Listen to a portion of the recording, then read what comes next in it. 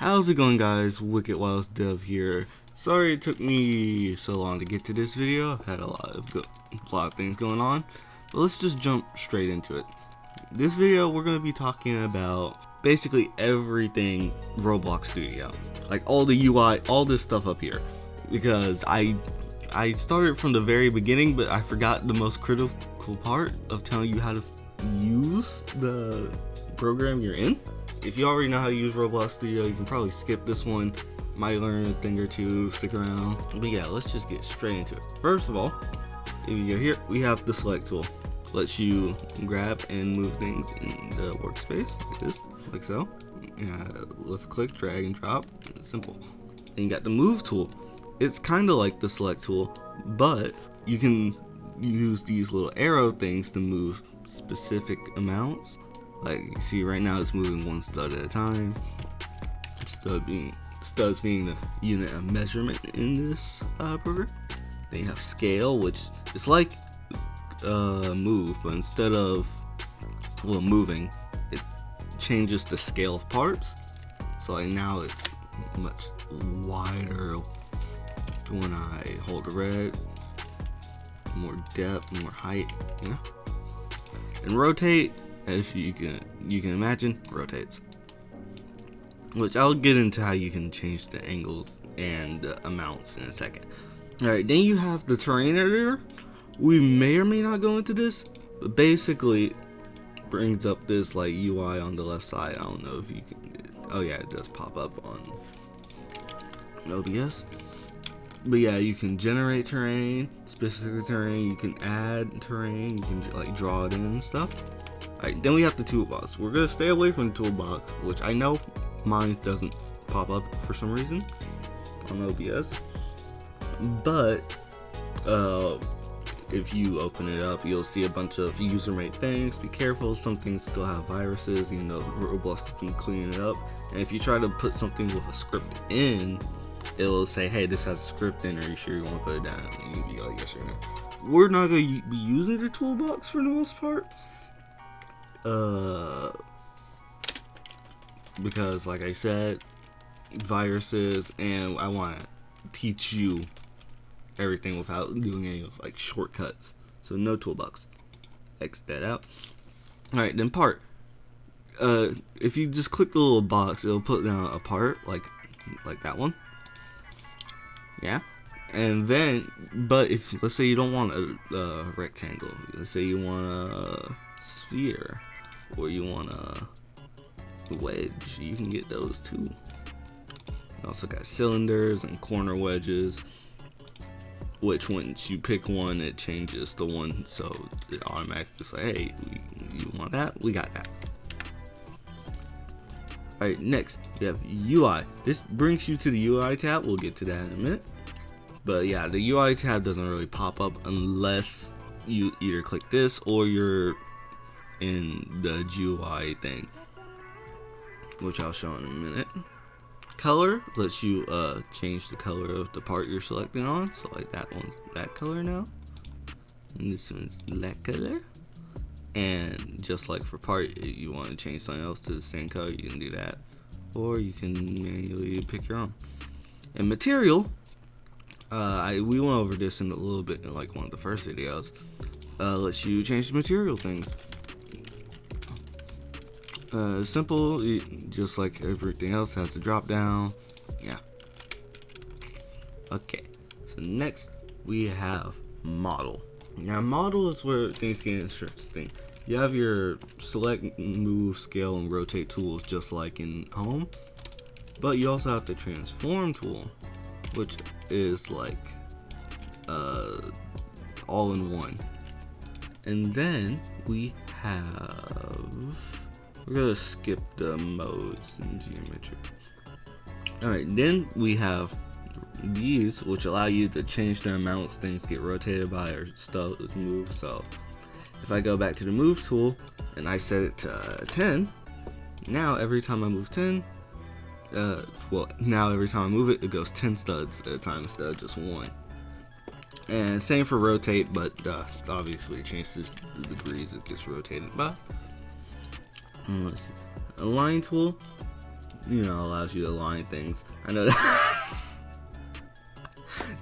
not the most helpful description, but it helps you align things.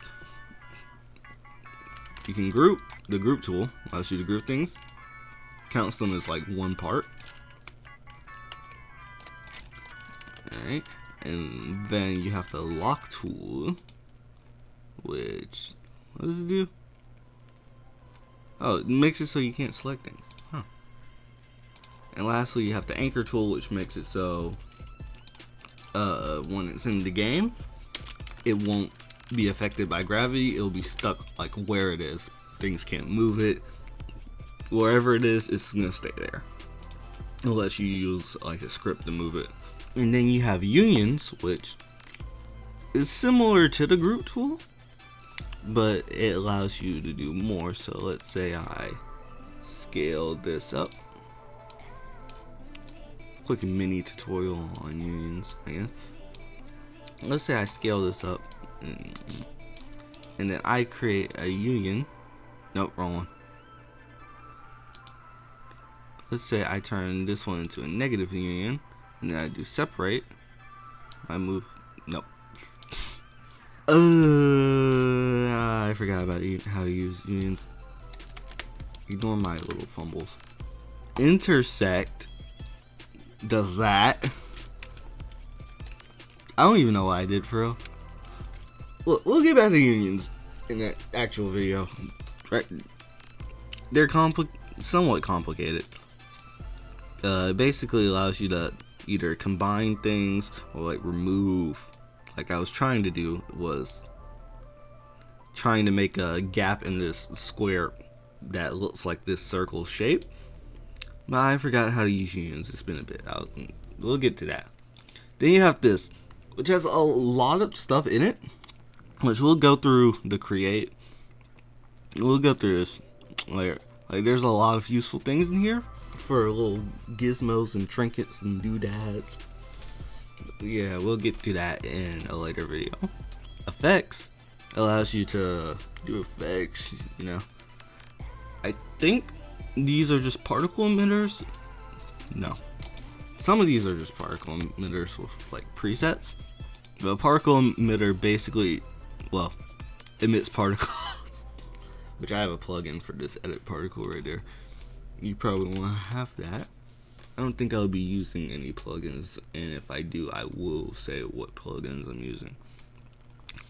And then we have spawn, which just spawns in another one of those. Mine looks like this because they still have blue in the brick material. Insert object.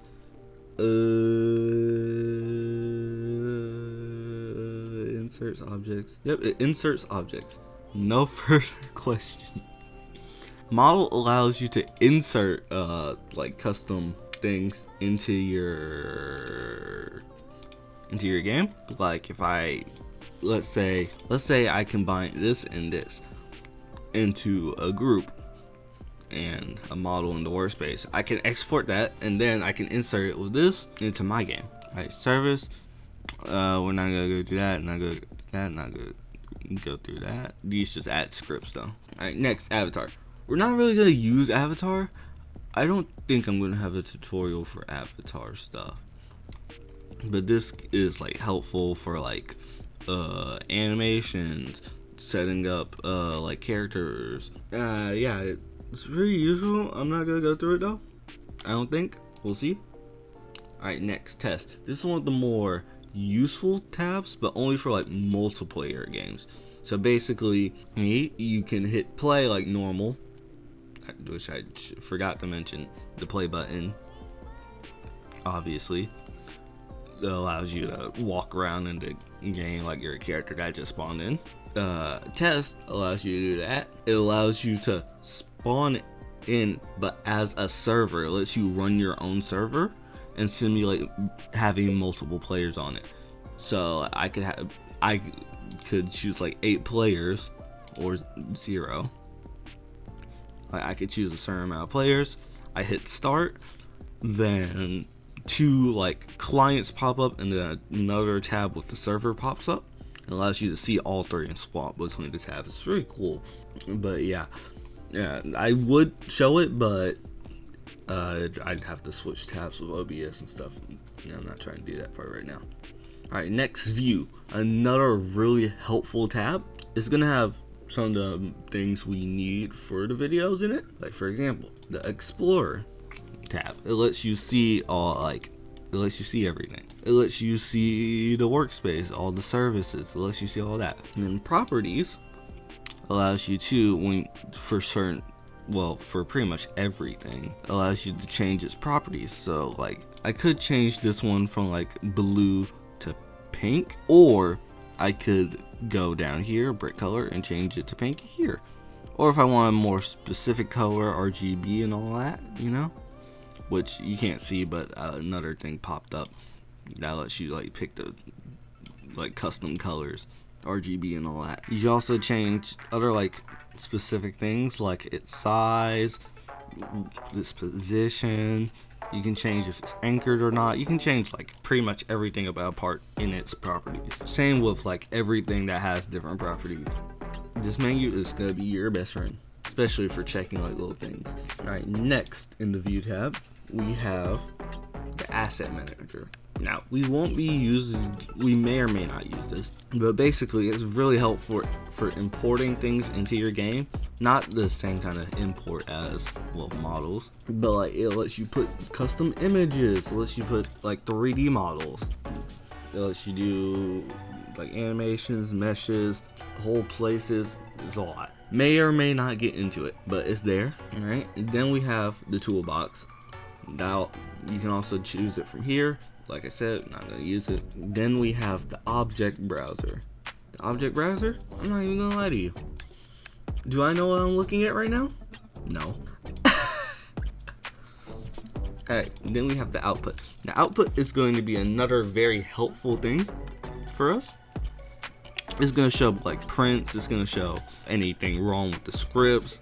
It's very helpful for debugging and figure out what's going wrong with your scripts. Right, then you're gonna have script analysis, which is like the output, but it does a better job of showing you the errors, the warnings, but I'm going to be using the output. Then you have the command bar, which this allows you to run commands. Well, duh. But basically, it lets you like put little lines of code in and run them as you're like playing on the server.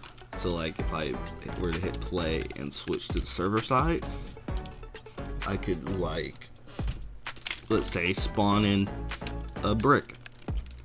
I don't know why I do that when I could just create one. But for like more complex lines of code, it help you run them and see what they do actively. Alright, then we have, alright, performance diagnostics. Helps you see performance of the game, obviously. Alright, let's see, task schedulers for tasks, script performance, find all, replace all. This is another very helpful thing. Let's say you're looking for a very specific line of code, you can just like type out that exact line of code and it'll tell you exactly where it is. It'll show you every script it's in. It can also help you find a lot of things. It's just very, it's like Inspector Gadget. Whatever it is. Tag editor. We will, hold on, let me just close properties in Explorers. We will get into tags maybe very late down the line. I don't use them often, but I do know they're very helpful. So we might get into those later down the line. But yeah. And then let's see, we have call stack, breakpoints, watch, active history. Let's you go back to and see all the changes you made to your game. Then you have the AI assistant. I'm not going to be using this, but if you really do need help, you can ask that. And comments allows you to like keep track, make notes. I'm pretty sure you can use like Google Docs or Google Slide and put comments on it. It's like that, I'm pretty sure. I haven't used comments. Alright, wind direction. As you can see, you can control the wind speed. The view selector? I know what view selector does. It's this little cube in the top right. Lets you change the way the camera's looking easy. It helps you know exactly where you're facing. So like now I'm facing to the right. Alright, full screen. Of course, full screen. Screenshots. Video records. Let's see. I'm not gonna pretend like I know what these do. I think I do know what they do actually. Because if I go to 16, no, I don't know what they do. Oh, I do know what they do. Alright, so basically you have this grid you can toggle on and off, and you can change the size of them via these. Wireframe, like Blender, you can change everything to wireframe mode. We're not gonna be using that a whole lot. Switch windows. I'm pretty sure that's gonna be more helpful for like the test. It helps you switch between which window you're looking at. And I'm not even gonna pretend like I know what that means. Plugins, I have a lot. You're probably gonna have none. You can manage the plugins here and get more. You can see what plugins you have here, but it's like these are like the ones you download and put onto your computer kind of plugins. So these are like actually Roblox store managed. And yeah, I think that's about everything you need to know about Roblox Studio. Once again, apologies for this video taking a fat minute to come out. I've been a little bit busy. But anyways, like the video if you enjoyed, subscribe for more, and see you in the next part where we'll finally get into scripting. And see ya.